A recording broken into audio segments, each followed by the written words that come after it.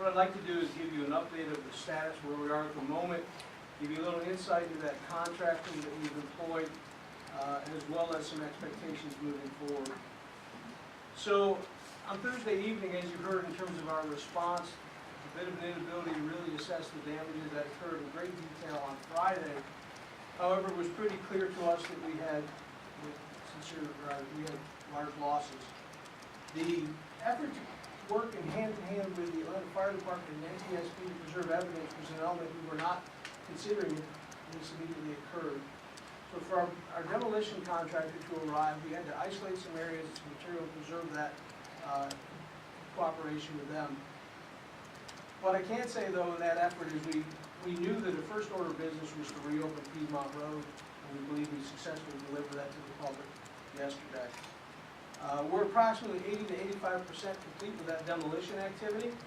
I would look for that to complete sometime tomorrow.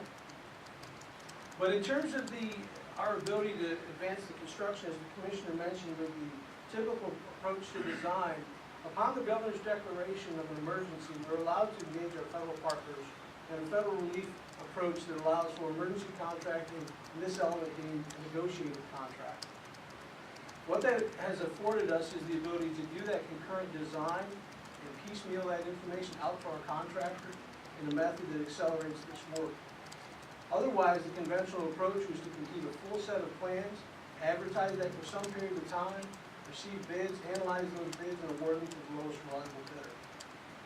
So as you can see, we feel this has greatly accelerated the activities and could not have occurred without the cooperation of our federal highway partners.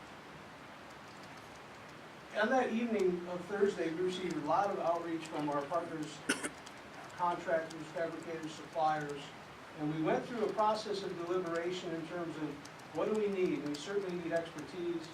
We also need to manage what we continue to have as a large work program in this state. So our discussions and negotiations of what we might need amongst ourselves were, we have to continue to do the work we have at hand.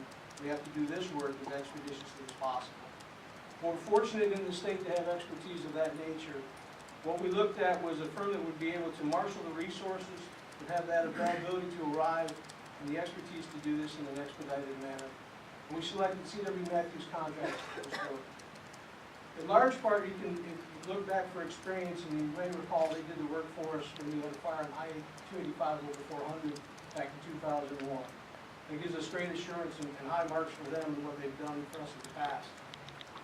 So, as Meg mentioned in regard to that concurrent development, being able to piecemeal that information off to the contractor so they can coordinate fabrication with the various elements, a key component of that is fabrication of those beams. So to set some expectations, you can anticipate beams to begin arriving mid-month in April and be fully delivered to the project by the end of the month. You're going to see as the week unfolds, and you can see currently today, I believe, sometime today, the contractor began to form some of that column retrofit work that Ms. Purple described. As a matter of effort going forward, not having to follow that complete process in terms of environmental review, this is largely a reconstruction within the same footprint. We are able to hit the ground running, as you've seen. And those techniques to accelerate construction, as we mentioned, the prefabricated items that we're utilizing, the 24-hour strength concrete, we're really looking at quite an acceleration. And I think it's going to please the public for me to reveal the next piece of information for you. Understand there's a great desire to know when this will be reopened. It is our expectation that this bridge will be reopened in fewer than 10 weeks, say June 15th. That in large part, again, is all that collaborative effort that began as early as Thursday evening and most especially over the course of the weekend.